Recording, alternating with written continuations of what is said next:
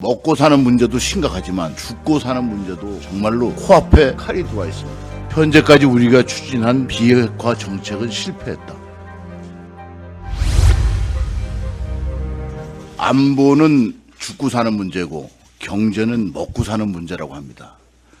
지금 우리는 먹고 사는 문제도 심각하지만 죽고 사는 문제도 정말로 코앞에 칼이 들어와 있습니다. 그러나 국민들은 이러한 심각한 상황에 대해서 느낌이 부족하다고 저는 생각합니다. 또 우리는 오랫동안 남북이 대치하고 있는 상황 속에서 실제로 북한이 도발하는 것에 대한 무감각해지고 무뎌진 국민성을 가지고 있습니다. 이럴 때 오히려 더 위험한 겁니다. 그런 면에서 지금은 상당히 심각한 상황이라고 생각합니다. 북한이 핵 무력을 법제화하고 연속적으로 미사일을 쏘고 완충구역에다 방사포를 쏘고 야포를 쏘고 있습니다. 이러한 상태에서 우리가 핵무기에 대한 안보 역량을 갖추지 않는다면 결국은 우리의 죽고 사는 문제에 대해서 죽음을 선택할 수도 있다는 것입니다. 특히 9월 9일 북한이 공식적으로 발표한 핵 무력 법제화에는 5가지 조건을 달아놨습니다. 이 5가지 조건을 읽어보면 어떤 상황에도 쏠 수 있다는 이야기로 결론이 이어집니다. 그러면 이러한 상황을 우리가 묵과할 수 있느냐?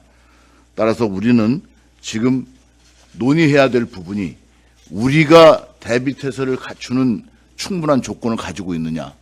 여기에는 2가지가 있습니다. 생존할 수 있느냐? 국민들을 보호할 수 있는 여건이 갖춰졌느냐? 이 부분을 하나 봐야 되고, 2번째는 막을 수 있느냐, 어떻게 막을 것이냐, 이 안에 들어가서는 한미의 공조와 우리의 독자적인 것 2가지를 같이 봐야 됩니다.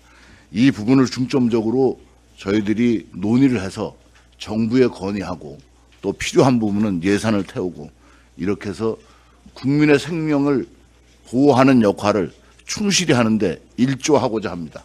우리 장관님들 보고하시고 뭐 차관님들 말씀하시고 우리 위원님들 전부 말씀하셨는데 종합을 하면 현재까지 우리가 추진한 비핵화 정책은 실패했다. 이제는 이 실패한 이 상황에서 비핵화 정책을 일대 전환을 해야 된다. 이렇게 종합을 할 수 있겠고, 또 이제 오늘 보고하신 것 중에 우선 제일 국방부는 발빠르게 지금 조직을 재정비하고 위기의 상황에 대응하려고 준비를 하고 이제 계시는데, 통일부 보고하신 것 중에 국민의 불안에 대한 우려를 말씀하셨는데, 우리는 맨날 국민의 불안을 우려해가지고 아무것도 나가지 못하지 않느냐, 이렇게 생각을 합니다.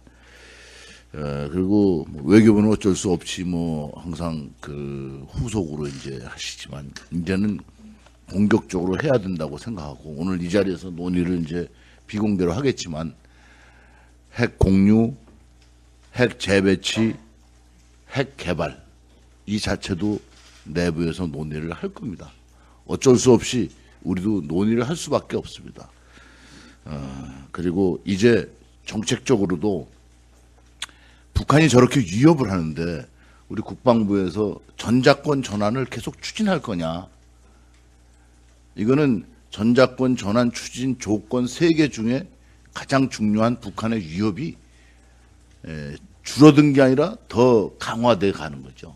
그렇다면 전작권 전환도 이제 중지하고 거기에 힘을 쏟던 조직들을 핵 무력에 대한, 북한 핵 무력에 대한 대응 조직으로 바꿔야 되지 않겠나, 이런 생각도 듭니다. 그래서 전향적으로 이제는 지금까지 대한민국의 비핵화 정책이 모든 게 다 실패했다, 이렇게 전제하고 출발을 해야 될 것 같습니다. 그래서 오늘 논의하면서 좀 우리가 과거에 유감스러운 것은 우리 국가의 비상기획위원회가 있었습니다. 비상기획위원회가 있어서 여기서 민방위 조직을 전부 하고 또 국민의 행동에 대한 것도 지침을 만들고 다 했었는데, 비상기획위원회도 과거에 없어지고 이제는 우리의 군의 작전계획이 있듯이 충무계획도 바꿔야 됩니다. 그래서 저는 이번 기회에 충무계획도 바꾸는 방향도 우리가 제시해서 국민들이 해야 할 일도 전향적으로 다 바꿔야 된다고 생각합니다.